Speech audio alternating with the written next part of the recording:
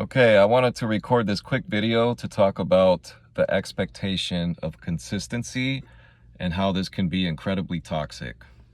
All right, so when we develop a trading strategy, a profitable and winning trading strategy, we might fall into the trap of setting this expectation of consistency. Okay, but those are not the same thing. Just because you have a profitable strategy, it doesn't mean that you're a consistent trader.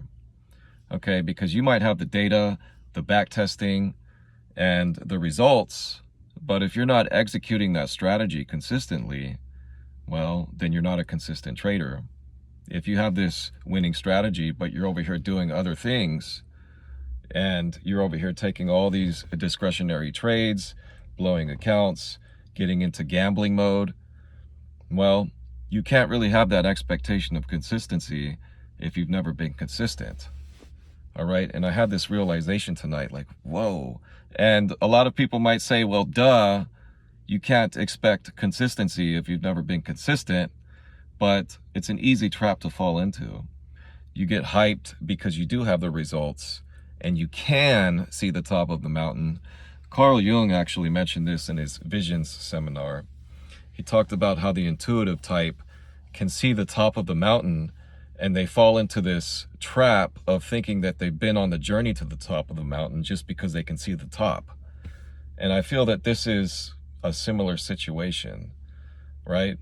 So you have the results, you have the back-tested strategy, you can see the potential, and you can see yourself as a profitable and consistent trader, but you actually need to do the work. And if you don't even have 10 reps, if you haven't executed your strategy 10 times in a row, how can you expect consistency?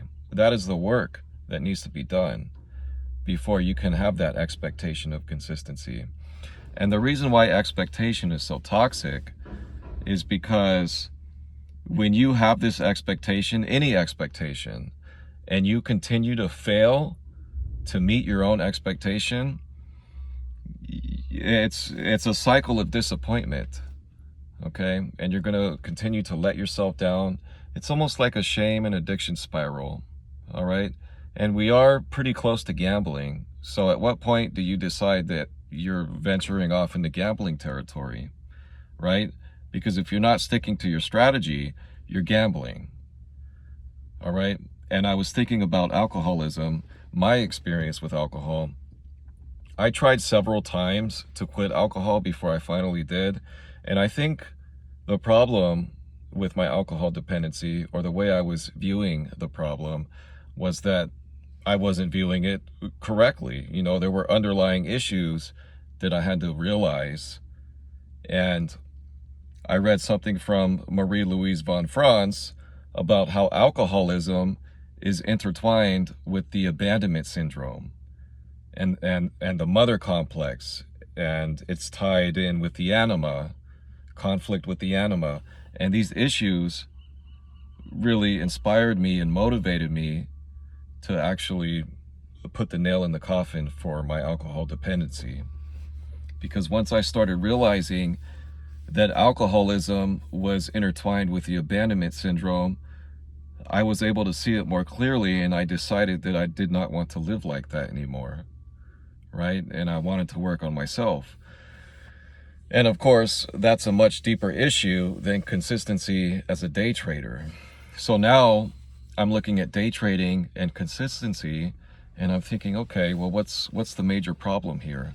And the major problem with consistency is the expectation of consistency. So you have to get that expectation out of the way, and you need to humble yourself and realize that you still need to do the work. And I think that's what the key is, because if you go into the trading session and you're thinking that you're a profitable trader just because you have a winning strategy, a profitable strategy, or even if you have that expectation, instead of humbling yourself and instead of realizing that you need to do the work, well, you're going to continue to struggle, and you're going to continue to be in this self-destructive cycle.